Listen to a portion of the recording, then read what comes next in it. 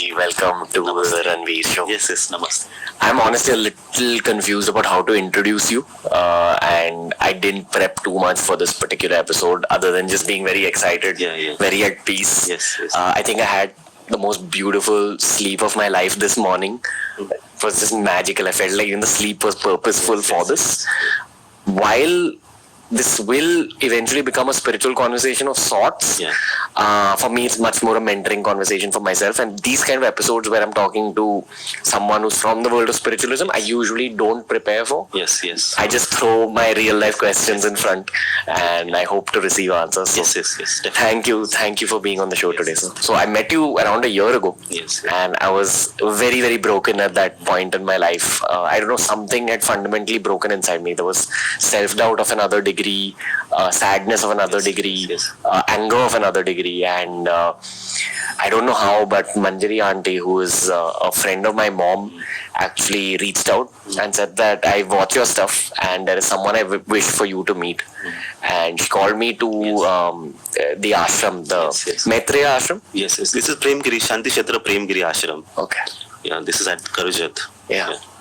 It's a beautiful Yes. place, and she made me meet you, and I that's what I did. Like I put my questions out in front of you, Yes. and you almost gave me some sort of spiritual therapy. Yes. You told me some very basic things, Yeah. which we'll get to, I think, over the course of this episode.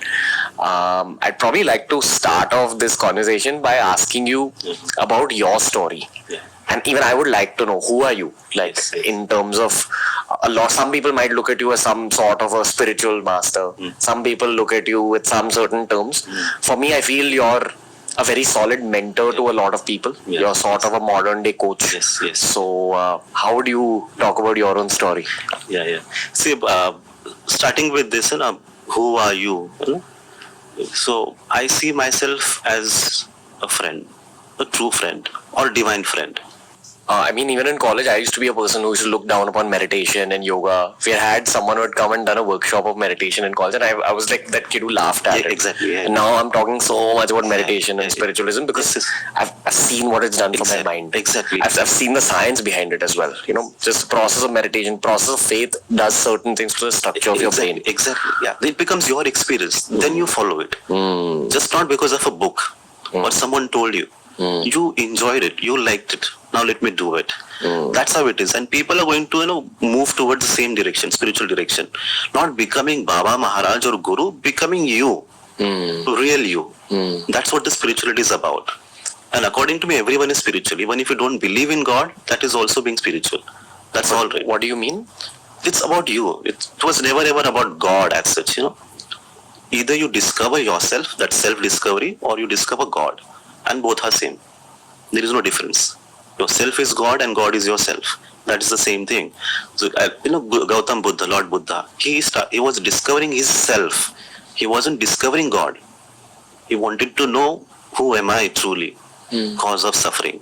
You spoke about actually going through an experience yourself. You said that, skeptics should experience things. Exactly. Do you mean meditation? Like, what do you mean? No, not necessary. So, see, don't try to, attach this experience with any specific tool or technique. Okay. That's again wrong approach towards it. This world is open. Open your mind. The moment you tie this experience of yours with meditation, then there are various other ways that you might have these experiences and you're blocking it for no reason. So when you see, meditation is something working for you, then go deep into it, explore it, but that's not the only thing. So whoever experienced it, Lord Buddha, it was not because of meditation, Ranveer. It is not because of what practices he did, not because of rituals or havans or even bhakti, whatever that you talk about. It's not because of that. See, it's like, when I came to your studio, so I was standing outside and I'm knocking on the door all the time. I keep knocking all the time, morning, evening. I want to come inside. What's the possibility? What should happen for me to get into your studio? What should happen? I have to open the door. Open the door. People don't see that. People think that just keep knocking the door, keep knocking the door, keep knocking the door. But they forget there is someone beyond this door who's going to open it.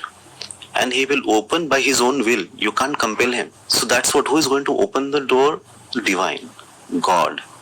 It's the same way for Babaji and Kriya Yoga. People see Babaji through Kriya Yoga. I see Babaji and then through Babaji I see Kriya Yoga. There is a difference. Someone who created it, he has to open the door.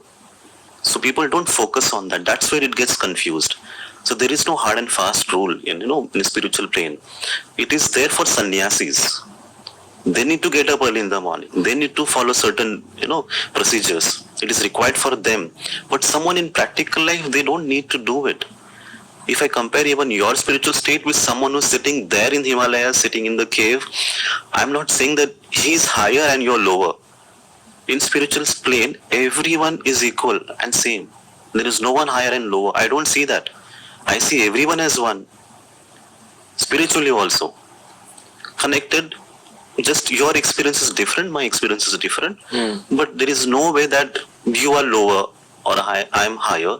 We are same, all of us. So the first question is Guru and Master the same thing when you're referring to Master? And the second question, obviously we have to talk about Mahavatar Babaji because he's a part of YSS as well. The book has so much written about Babaji, and generally I think a lot of Indians are getting to know about the legend of Mahavatar Babaji. Yes. So now I will let you answer that question. I would love to know it from your eyes and mind. So Yes. You may have many mentors. The way now, suppose we are doing this shoot and we are covering some topic, spiritual topic.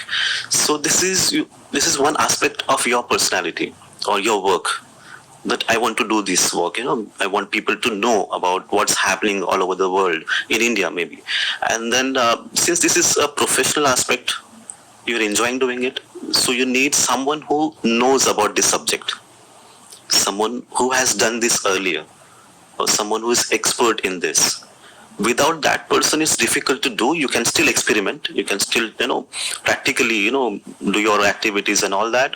But when you have someone who knows about this subject in and out, that gives you boost, that gives you better position, and then you start growing. So this person can be called as a mentor or a teacher also. So Sant Kabir or Sant Gyaneshwar, these are Sadgurus. When you talk about Sai Baba, or even there are many in Ramakrishna Paramhans. So these are Sadgurus, and the Moksha Guru or Param Guru is like Mahavatar Babaji or his Guru Agastya Muni. So they are there to give you moksha and mukti. So you don't need to follow them all the time. Go, pray, ask, and then they'll just give it. That's how simple it is.